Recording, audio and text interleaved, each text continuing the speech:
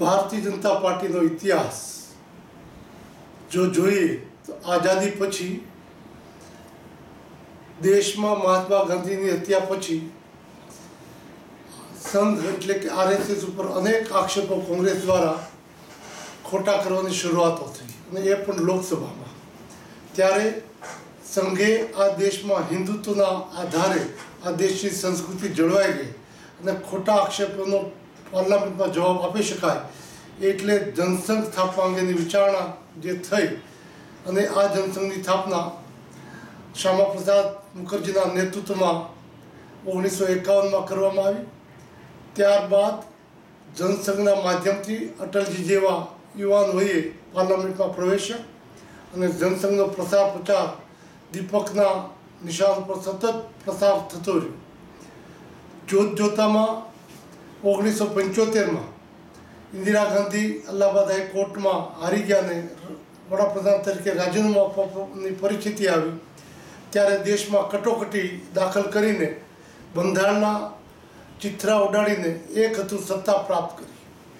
દેશમાં અનેક રાજકીય આગેવાનોને મોરારજીભાઈ દેસાઈ, જયપ્રકાશ નારાયણ, અટલજી જેવા, રાજમાતા સિંધિયા જેવાને જેલના સળિયા પાછળ ધકેલી મૂક્યા અને એ સમયે વિદ્યાર્થી કાળમાં મને પણ સાબરમતીમાં જવાની કોંગ્રેસની આ નીતિ સામે વિરોધ કરવાનો જે પરચો મળ્યો એ પણ અમે જોયું.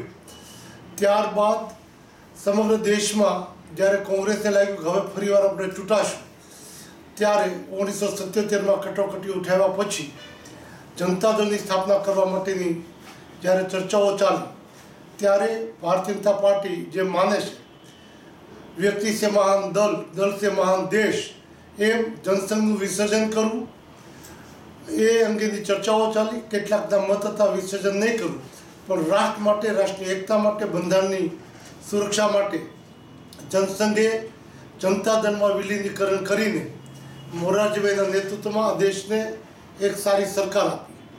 જોતજોતામાં એ સરકારમાં અટલજી, રાજમાતા સિંધિયા જેવા અગ્રણીઓએ એનો પ્રતિભા જે વધારી અને આંતરિક કલમાં આ જનસંઘ માર્યો અથવા તો સંઘ માર્યો અથવા તો જનતા દળ માર્યો, બેવડું પદ નહીં ચાલે એ મતભેદો ઊભા કરીને જ્યારે સત્તા છોડવાની વાત કરવામાં આવી અથવા સત્તામાં રહેવું હોય તો આરએસએસ છોડવાની વાત આવી ત્યારે આરએસએસ એ મૂળભૂત રાષ્ટ્રીય વિચાર હોવાના કારણે સત્તાનો ત્યાગ કરીને નવો પક્ષ રચવાની ચર્ચાઓ શરૂ થઈ અને 1980માં 6 એપ્રિલે મુંબઈમાં મોહમ્મદ ચાગલા, સુપ્રીમ કોર્ટના ચીફ જસ્ટિસ નિવૃત્તના અધ્યક્ષસ્થાને એક મહાસંમેલન બોલાવવામાં આવ્યું અને નવો પક્ષ રચના કરવા માટેનો નિર્ણય કરવામાં આવ્યો.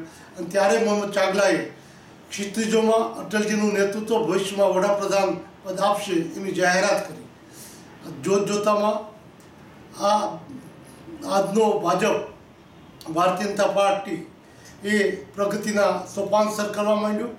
કોઈએ કલ્પના ન કરી હોય એ દરમિયાનમાં 1984માં ઇન્દિરા ગાંધીનું જે મૃત્યુ થયું અને ત્યાર પછીની ચૂંટણીમાં માત્ર ગુજરાતમાંથી અને દેશમાંથી ભાજપનો પરાજય એકદમ કારમો થયો. 2 સીટો જ જ્યારે લોકસભામાં ભાજપની હતી ત્યારે અનેક મજાકો ભાજપની ઉડાવાતી હતી.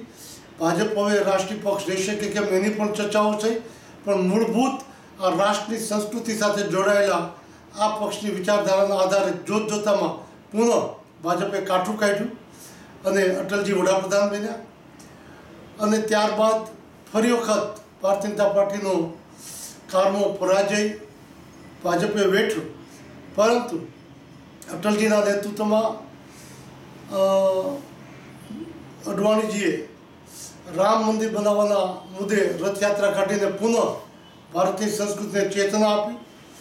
ભારતીય જનતા પાર્ટીએ ખૂબ સારો દેખાવ કર્યો અને છેલ્લી ચૂંટણીમાં નરેન્દ્રભાઈના નેતૃત્વમાં સમગ્ર દેશમાં જે વાવાઝોડું સર્જ્યું અને આજ દિવસ સુધી એકલા હાથે ભારતીય જનતા પાર્ટી જે સીટો મેળવી શકે એવી કોઈને કલ્પનાઓ નહોતી. એ સીટો મેળવીને આજે માત્ર ભારતીય જનતા પાર્ટી ભારત માટે જ નેતૃત્વ કરે છે એવું નહીં, સમગ્ર વિશ્વમાં નરેન્દ્રભાઈના નેતૃત્વને જાણે સ્વીકૃતિ મળતી હોય એમ લાલ જામ પાથરીને દુનિયાભરના દેશો આમંત્રણ આપવા આતુર હોય છે, નરેન્દ્રભાઈનું સ્વાગત કરવા આતુર હોય છે. અને આજે નરેન્દ્રભાઈના નેતૃત્વમાં ભારતીય જનતા પાર્ટી ખૂબ ઝળહળતો વિજય પ્રાપ્ત કરીને ભારતને સુખ, સમૃદ્ધ અને સલામત કરીને એક આત્મવિશ્વાસ જગાડવા માટે સર્જિકલ સ્ટ્રાઇક જેવા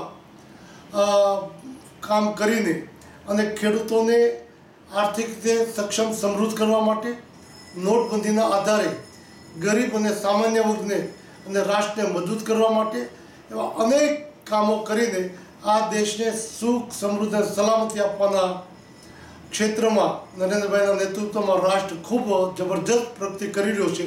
અને સમગ્ર દેશની જનતા આજે પણ નરેન્દ્રભાઈના નેતૃત્વ માટે આતુર હોય. પુનઃ 2019માં નરેન્દ્રભાઈ સત્તારૂઢ થાય અને આ દેશને દુનિયામાં ડંકો વગાડે એ પરિસ્થિતિ પેદા કરે એનું વાતાવરણ આજે સર્જાયું છે. અને આ વર્ષો પછી જે પાકિસ્તાનના કબજામાં કાશ્મીર છે એને મુક્ત કરાવવાની હિંમતભરી વાત કરી હોય તો ભારતીય જનતા પાર્ટીના નરેન્દ્રભાઈના નેતૃત્વમાં આ વાતે આ દેશને ગૌરવ અપાવ્યું છે.